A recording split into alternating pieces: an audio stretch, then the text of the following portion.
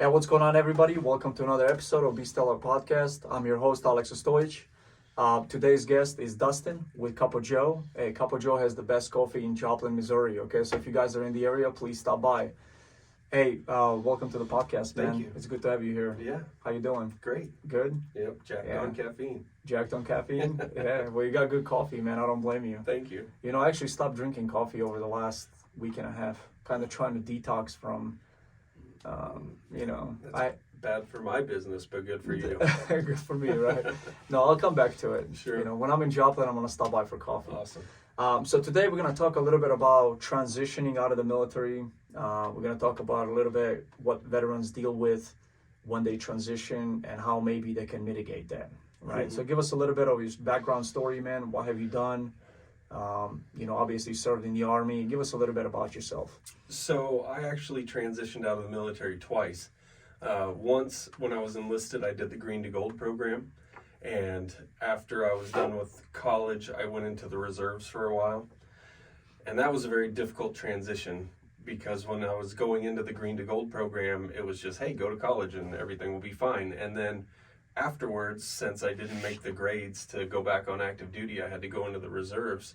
And that was very difficult, extremely difficult. It was extremely difficult going from active duty, just coming back from a tour in Iraq, to go to college, number one. But then, the whole time I was there was this hope, well, hey, after this, I'm going to get second lieutenant pay and I'll be on active duty and it won't be an issue. So I didn't really plan for life after college. And then, 4 days before graduation, they were like, oh, by the way, you're going into the reserves, not active duty. And I was like, great. So now what do I do? So what do you mean grades? You didn't make grades. You had to make like what? Like B average, A average, or something like that? So at that time, they wanted you to have like a 3.2 GPA coming out of college to get selected for active duty. And there's a bunch of other factors that went into it, but I had a solid 3.0 GPA and it just wasn't good enough. Now I understand that they've weighted that for ROTC cadets. So for instance, my degree was in finance. That's a little bit harder than the dude who has a general studies degree who gets 4.0 because he took camping class, Yeah. I'm in linear programming, which is a fancy word for business calculus, and it's taught by a teacher who English isn't their first language. There are many reasons, going on where I didn't immediately comprehend it. A lot of them were my own, but I didn't know at the time, hey, don't get a hard degree because you're not guaranteed active duty. I thought, well, I need a degree that I can use one day I'm going to retire. When you get out, Yeah, that I can get out. And, nobody tells you that sort of stuff. That's freaking crazy. So you probably went with a little bit of, depression, a little bit of worry, stress, all that stuff. All of those things. So how'd you deal with that? Drank a lot for the most part. Every day was just get through the day so I can drink in the evening. I didn't have children, luckily, so I didn't have a lot of commitments, but drinking and, talking to a couple of my buddies that I had served in Iraq with who were struggling a lot with the same sort of deals, and that's about it. Unfortunately, a lot of people turn to either drinking or even worse, drugs or something like that. Because we have, 22 a day, right? The campaign that I do every Blue Monday, right? For those of you guys that follow me on TikTok and stuff like that, my business page. We raise awareness for veteran suicide. So a lot of veterans kill themselves because they don't know how to deal with all that. Yep. So since you already went through all of that, what do you think would be the right way for veterans? Maybe they're struggling with that right now. What do you think will be the right way forward for them to help them deal with all those issues? Well, so for me personally, the best thing that I ever did was stop drinking immediately. Because I found that in my mind personally, all I was worried about was when I was going to start drinking again, and I would go through whatever emotions just to where I could find that time to drink. And whenever I gave up drinking, my mind transitioned into creative mode and thought, hey, this is something I need to do for the rest of my life rather than for tomorrow so I can have that drink. So as soon as you can get away from that, and the military does still through the VA, there are a lot of great substance abuse counselors that you can talk to who were instrumental for me in stopping that. It's all right. The first day is kind of easy, I'm just not going to drink today. And then the next day you're like, well, maybe I could have a couple. Yeah. It's easy to fall right back into that to make yourself feel good about being you. where if you just talk to somebody else, everybody goes through that to a certain extent. When I say everybody, I mean a lot of veterans who, in the military, they say drinking isn't glamorized, but it's definitely a part of it. No, it is. Yeah. I mean, if you're going out with your buddies, we're going for a drink, and there's that one dude just sitting there like, nah, I'm gonna sit back and oh, come on, pussy, let's go drink, man. Don't be a bitch. You know what I mean? And then before you know it, they're hammered. Before you know it, they're getting up, they're coming with you. So there's a little bit, a little peer pressure in there. Okay, so how long were you a civilian before you went back to active duty and you became an officer and all that? 16 months. 16 months. Yeah. And then you became an officer, and then you retired as a captain, right? Yep. Okay, Captain Joe, huh? There you go. Captain Joe. All right, awesome, man. So how long were you an officer for? 12 years. 12 years, wow. Yeah. So most of your career in the military, you were an officer. Yeah. Okay, awesome, dude. So when you were transitioning for the second time, I'm guessing because you learned the first time, you probably prepped better. Yes. Well, and throughout your assignments as an officer, you get a lot more planning experience than you do when you're an NCO and you're more into the executing side of it. So I had a rough framework of, the military orders production process, and I just basically use that to kind of figure out the rest of my life. I find that anyone who's transitioning, whether you're going to go to work, start your own company or whatever, the easiest thing to do is, number one, nail down where you're going to live. Figure out where you're going to live, look at that general area, see what industry is there, maybe what industry isn't there if you want to go and start your own business and have less competition. You have to do like a SWOT analysis, strengths, weaknesses, opportunities, and threats of kind of what that area is, and look where you can fit in. Maybe you're a E4, you've done your first 4 years and it's time for you to get out, and you're thinking, hey, what can I do? Well, I want to go to school because I have this GI Bill, but I also have 2 children and I need to provide for them. Where am I going to work while I'm doing that? Am I going to try and start my own business while I'm going to school? Am I going to then take that GI Bill and set it aside for my children? Or maybe my wife wants to go to nursing school or something like that. All those things need to be thought about before you ever even really think I'm getting out. If you can do that a year out, you're kind of still behind where you should be. You almost need to be 2 years out, because things take time in the civilian side. In the military, we're used to, hey, I submitted my packet for leave, it's going to be approved in 7 days. We talk about days. On the civilian side, they talk about whenever it comes around. Exactly. There's no strict structure of, well, I know if I drop my packet, it takes 21 days to get through the division level. No problem. And there's people there to help you. It does not move that fast on the civilian side. Yeah, so you decided to retire. Once you retire, you decided to open up a business, right? So, CupOJoe, we just talked about, right? Exactly. So what gave you an idea, since you did all the SWOT analysis? I know exactly what that is because I learned about it in my bachelor's degree. Yeah. Right? Because I was, bachelor's in business, right? Sure. So what made you go into coffee business? So really, it just kind of fit the military lifestyle. There are a lot of coffee places that stay open later in the evening. The latest that we stay open is 4 o'clock, because I wanted my business to be done so I could still have family time in the evening. My children are very small. They're in their developmental years, and I wanted them to have their dad present for that, because that's a whole nother issue that we can talk about on a different episode. But I just wanted something that was early in the morning to start, early in the afternoon to stop, so I could manage that kind of basically on military time for the most part, and still fit that lifestyle that I was so accustomed to. Okay, awesome, man. So what do you plan to accomplish with CupOJoe? So my biggest... How big do you want to get it? There's no limit to what success can possibly be. When I started out, I went into every PX that I've ever been in, and here's a Starbucks. And regardless of what some people will say that, Starbucks supports the military and all this, whatever. I've been deployed 2 times, and I've never one time seen a free Starbucks K-Cup or a bag of coffee when I was overseas. Maybe somebody else was hoarding it in their office. I don't know. But I feel like if I could put CupOJoe in every PX in the nation, that it would be a veteran-owned business serving service members coffee at a reasonable price, that they can be proud of. You know, like if you come in our shop, we have a lot of World War II regalia and memorabilia up. That's the things, those are the stories that I heard growing up from my grandpa, who was a World War II veteran, you know, about the greatest generation and that sort of stuff that I think even the Marines, you know, they're in their song talks about battles from World War II, Sands of Iwo Jima, you know. Mm-hmm. We kind of have a lot of pride in that war. That was something a little bit different than what we faced during our career. It was I believe it was one of the last wars that we actually fought because it needed to be fought. Yeah. I think everything from Vietnam and up was complete. Just contractors get paid pretty much.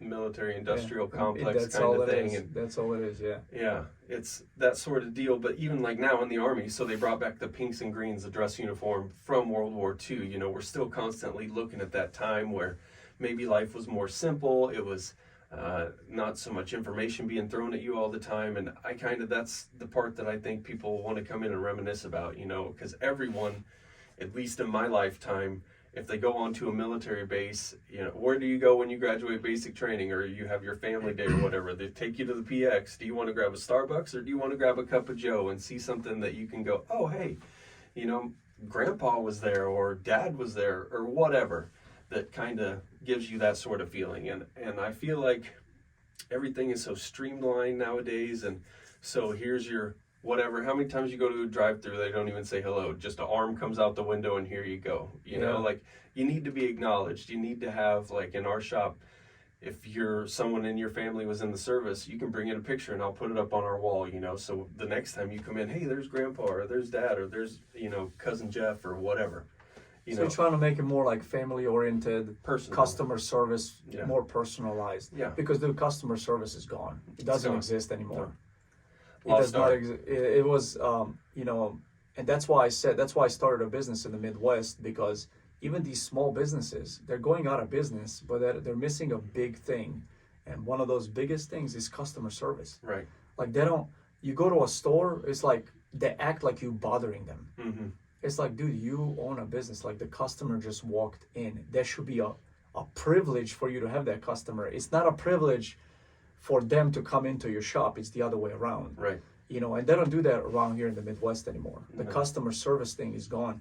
Like, you know, I see the older people do, but the younger generation, man, like honestly, like my generation and probably younger.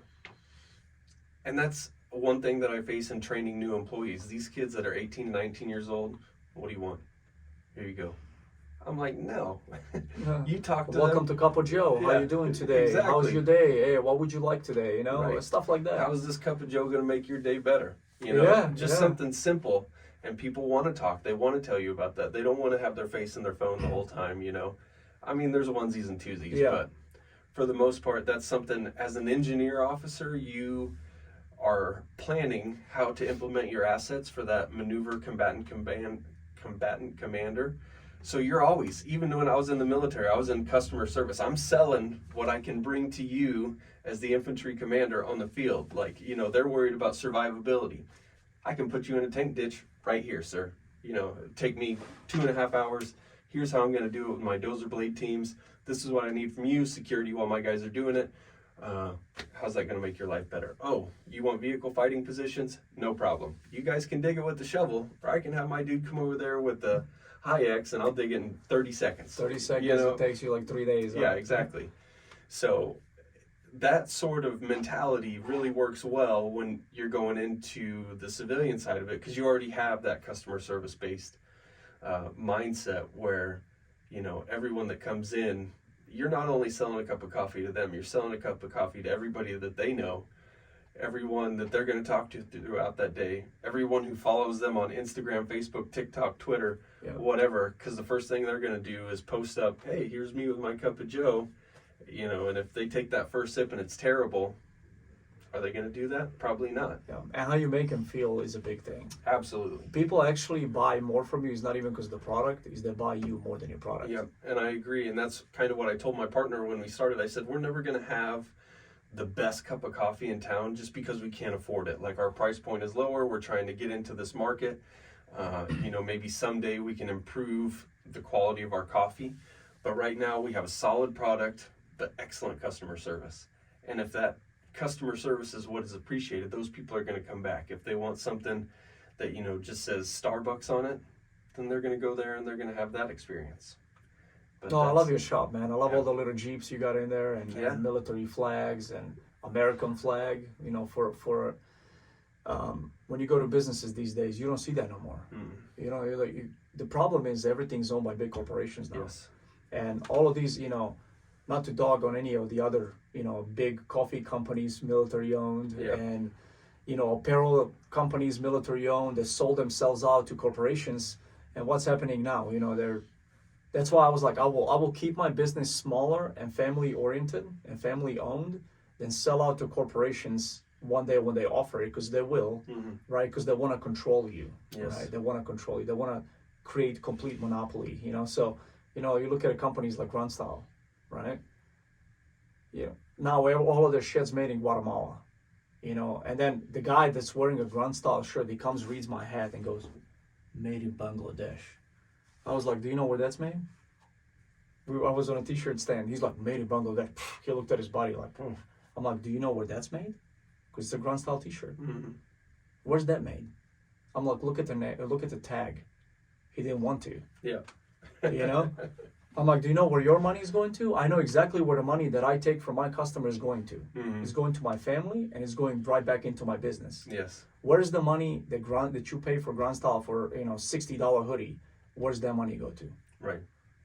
They don't know. No idea. They have no idea. You know what I mean? And it's going somewhere to, I don't know. I always tell people, why buy from small business? Because when you buy from small business, your money goes into their family. When you buy from a big corporation, the money goes into paying off a politician to fucking put indoctrination material in your school, and it's coming right back to indoctrinate your kids against you. That's exactly what's happening, you know? And they just don't, you know, they look at me like I'm crazy, you know, but that's exactly how it goes. You know what I mean?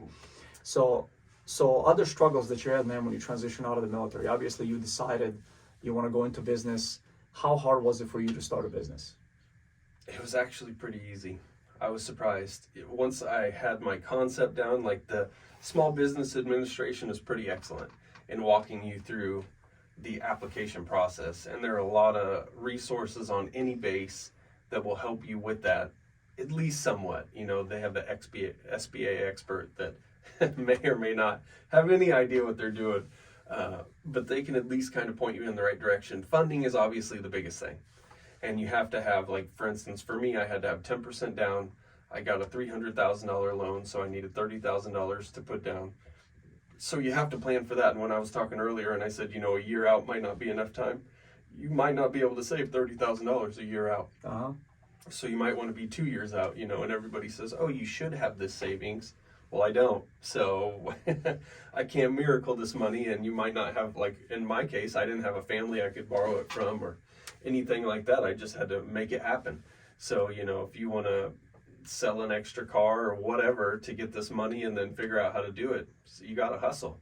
But that's one thing that I think the military does very well, is if you have a goal, you're going to reach it. That's something they kind of instill in you early on. So if you have time to plan that, you can get the money that you need to do that. And then being a veteran, also a lot of banks want to help you with that. That's another obstacle that you're going to face if you want to start it. So, like, since my SBA loan was only $300,000, only, that's funny, that's a lot of money to me, but a lot of the banks in this local area were like, oh, sorry, we don't deal with anything under $500,000.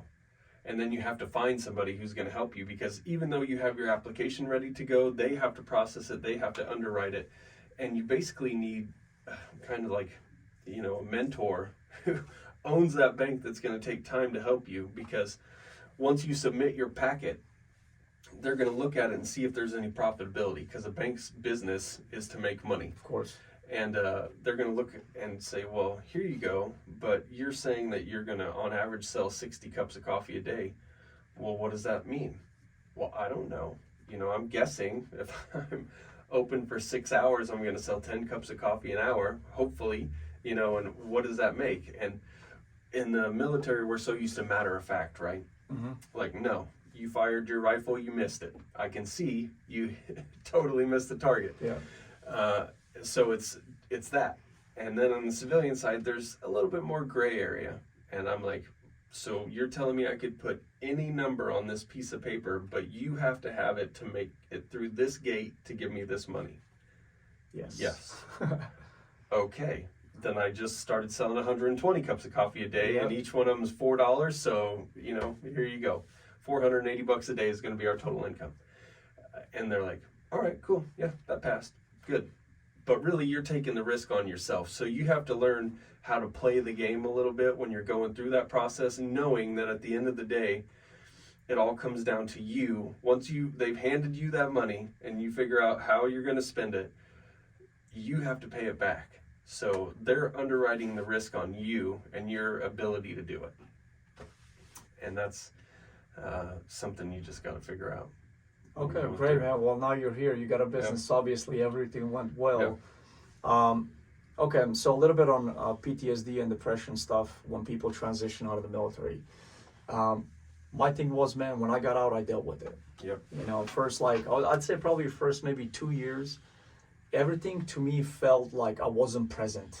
Everything felt like I was just completely absent mentally, and I was just there physically. Mm-hmm. It was very weird to put anything together. Like I couldn't focus.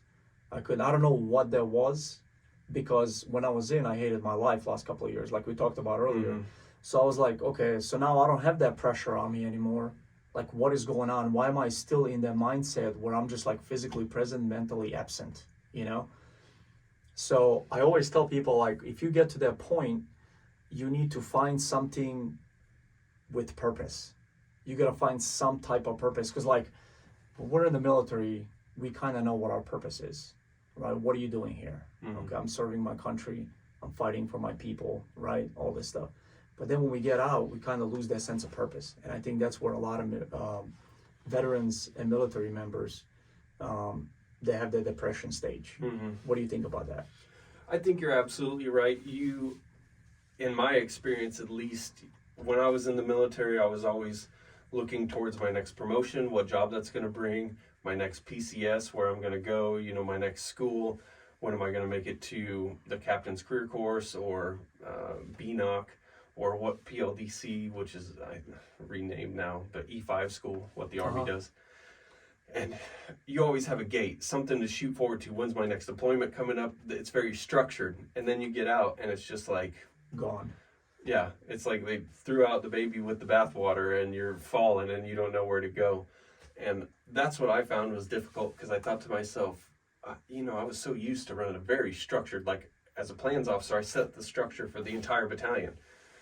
So who's going to do that for me now? Like if I decide I want to wake up this morning and do absolutely nothing?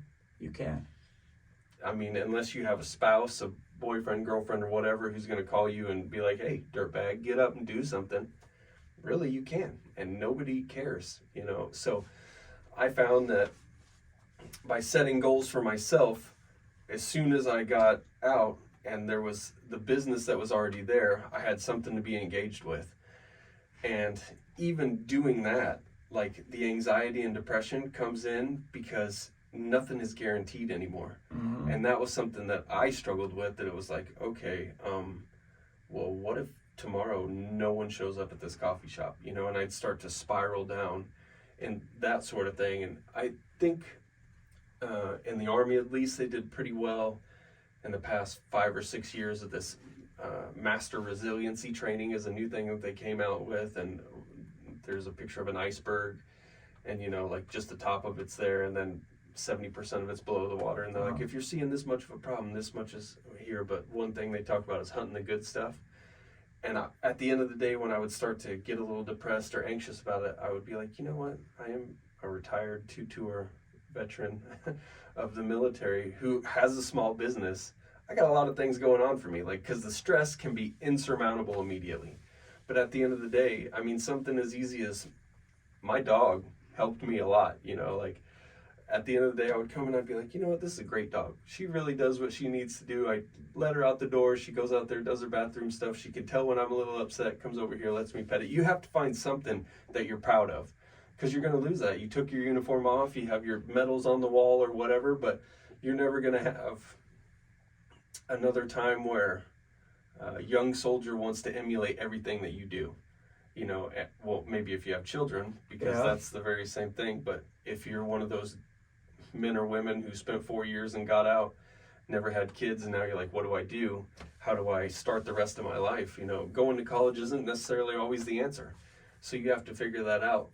But there's also, it's good to have a network of people to talk to that realize that somebody else is experiencing exactly the same thing. And your buddies from the military, even if they're still serving, it is kind of weird when you leave, because they almost like shun you, like, oh, you're on the other side now. You know, like, well, I'm still here doing PT in the morning. What are you doing? You know, I'm chilling. I'm chilling at the house. Yeah, exactly. Yeah. So you kind of have to remove yourself from them, and it helps if you can find a local group of veterans who are in your local area who are doing the same thing, and maybe one or two of them you'll draw close to and become friends with them who are in the same sort of thing you are, because everybody has a different lifestyle and you might not be able to click with them, but they're still there, and they've at least walked through some of the same mud you have. Okay, yeah. That's actually great. I think veterans helping veterans is a huge thing. Yes, it's a huge thing. Unfortunately, last year, like I said, I had about 5 Marines that I knew personally. They committed suicide. Wow. Luckily, nobody this year. Yeah. Thank God I haven't heard nothing this year. I really hope it rides out the whole year without it. But last year, man, and I was like, I would always reach out to these, you know, like either a spouse, like a wife or a girlfriend or whatever they had. And I'm like, hey, what happened? You know, usually I would hear from another Marine, you know, like, oh, we served together. You were such a good buddy. You left too soon or whatever. And I'm like, hey, man, what happened, you know? And every time it's pretty much the same story, right? Got out, didn't make enough money. Wife left him, took the kids, took the dog, emptied the bank accounts. And the first thing they do is, you know, off themselves, because that's like the easiest way out. But then I looked at it, I was like, these kids are like 26. They're like young, 24, 25, 26. You know, they did like 4 years or 8 years or something like that. I'm like, there's no reason why we should have that many people. So I started reaching out to people, right? And I started reaching out to all my junior Marines. Like, I was actually always better friends. Well, not friends, but like I was always better keeping in contact with my junior Marines than people that I work with, like in staff ranks and stuff like that. It's just I had more in common with the junior Marines. Yeah. You know, I wasn't staff sergeant for too long. I was only like two and a half years before I got out. But I was a sergeant and below for a very long time, you know, 8 years. So I always had more in common with the other people. So now I always reach out to people. Hey, man, how you doing? You know, if I'm like at night, I lay down, it's a little too early to go to bed. Let's say I'm done. It doesn't happen too often, but it happens. I'd get on Facebook and just scroll through like, all right, that guy, I haven't heard from him in a while. Hey, man, what's up? How you doing? Because I know when I was going through all of that, man, that if somebody reached out to me and said, hey, man, how you doing? I'd be like, man, somebody cares. You know, somebody cares. But reality is most people don't. Right. Even like the buddies that we serve with, man, like you reach out and they act like you bothering them. Yep. Like, hey, man, what's up? Not much. What's going on? It's like, dude, chill out, man. I'm just saying what you're up to, you know? Right. So like even you realize, I think that's another letdown too, because like people have this expectation. You watch all these like Band of Brothers and you watch Pacific and you watch, you know, hey, and then at the end of the movie, it's like, oh yeah, 60 years later, these two were still best friends, and you know they died like 1 year apart, you know, and all this stuff. Like you don't see that no more. Right. Like I don't think the Band of Brothers like it's sold to us. I don't think it really exists in the military like that. No. And when people get out, you know, like I have people that I thought we're gonna be friends forever. I haven't heard from them in 4 years. So I found that a major part of that is, specifically for me, like, so I was in 166 Armor, 1st Brigade, 4th Infantry Division when I did my first deployment. And we were so tight, those people. When I left, when we came back from Iraq, 2005, immediately 6 months later they were going. Well, I had already filled out my green to gold packet, and I was the only person out of that group who left. Everyone else was immediately stop-lossed into that position. Like a few people promoted out and they went to whatever, a different duty location. But for the most part, 90% of the people who were on that deployment immediately went on the next deployment. And one guy I maintained really tight contact with over the years, but for the most part, nobody wants to talk about it because there's so much. That was a legit combat deployment, and there's so much trauma that happened during that time that nobody really wants to talk about that. And so like when I reach out to these people, like even the guy who was my roommate the whole year that we were over there, I reached out to him and he's like, hey dude, what's up? And I'm like, dude, like we spent a significant life experience together. Hey dude, what's up? I don't think is, you know, like, appropriate. Yeah, I haven't spoke to you in 10 years. I get it. But I'm sure your life has happened. Not much. How are you? Back on the text message. You know, like, but the crazy part is like, so my father-in-law and my wife's, so her dad and her stepdad, father and stepdad, they were both Marines. So her father was a tanker, and he goes to a tanker reunion every fucking year. Yeah. Like, and they all still same, like, doesn't matter if they were in the same, it's like 100, 200 guys or whatever, and they come together every year. Yeah. I can't even imagine right now calling somebody, hey, let's create a Moto T reunion. They'd be like, go fuck off, dude. Yeah. You know, like nobody cares no more. Like my other, her stepdad, he was a sniper in the Marines, and they have a snipers reunion. Yeah. And that's a fucking thing. They all show up. And now like every year it's like a couple of guys less because they're in their 70s now. Yeah. They're Vietnam vets, you know? Sure. So a couple of guys pass away and they would like talk about the guys that passed away, and you know, hey, they would talk about good stories and memories and stuff like that, and they always see each other. Like right now, like I don't really have anybody right now that I can really call and be like, hey bro, what's up? Like it's just, and it's not just me, because like a couple of that I keep in touch with, hey man, who else do you talk to? Nobody, man. And I just don't think we have that bond anymore like they used to back in the day. Yeah, and I think a lot of that is because the way that we get information is different now. You know, those people they probably still write letters. Like my dad, in his 70s, dude, he would write my uncle a letter and send it to San Diego on a typewriter. And I'm like, Dad, you could just pick up the phone and call him. And he was like, well, what am I supposed to say? I'm like, what did you just put in the letter? And he's like, oh, well, it's different. I think that's another thing. Just because you know it's on a touch of a button. Yeah. Because the other, you know, in 1940s, right, 45, you know, they came back from the war. And they were like, hey, let me write you a letter. You know, it takes like a month to get there, then a month. So you only hear from them like once every 2 or 3 months, right? You know? But now it's like so instant. You see them on Facebook all day long. I think it's probably, maybe that's why. Yeah, well, I think definitely part of that is too, you know, you can't really say it with the Vietnam vets, but like the World War II guys, they were there the whole time together.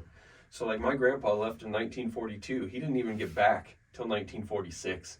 You know, he was there for the occupation of Japan after it was all over. And so those guys that he was with, like they spent a lot of time together. And like the Vietnam guys were different because for the most part they were replacements later on in the years, and they came back onesies and twosies. My entire 4th Infantry Division went over to Iraq in 2005 when we went, and then we all came back together. But it was, you know, a 13-hour plane ride or whatever it was. It's not like we were on a ship for 3 months or 2 weeks or whatever, however long it takes to get back, where I think the World War II guys, you know, they all came back like that. Yeah, I think that makes sense. Yeah, that makes sense. And like I said, veterans helping veterans. Like if you're out there, this is what I always tell my guys, like, dude, just reach out to people, see how they're doing. Sometimes somebody's sitting there like, man, nobody gives a shit about me. And maybe that one text message or a Facebook Messenger message or whatever the hell you send out can change their mood. You know, oh, somebody cares. You know what I mean? You know, you can always be like me. I really don't care if they reach out to me. I know what I'm going to do every day. Just like you, man. This morning I texted you like 5:05 and I got a message back in like 2 minutes. I was like, oh shit, all right. He's not just playing entrepreneur. He is an entrepreneur, right? So awesome, man. Well, good to have you on the podcast finally, man. Absolutely. You know, I'm glad you came by. Maybe we'll do another episode another time. Talk a little bit more about military experience and kind of what we went through and shit. Cool. But hey guys, CupOJoe, right? The best coffee in Joplin, Missouri. If you guys are in the area, definitely stop by. Check out his coffee shop. It's like a freaking museum. All right. As always, this podcast is sponsored by Black Eagle Apparel. I love you guys. Have an outstanding week. We'll talk to you next week.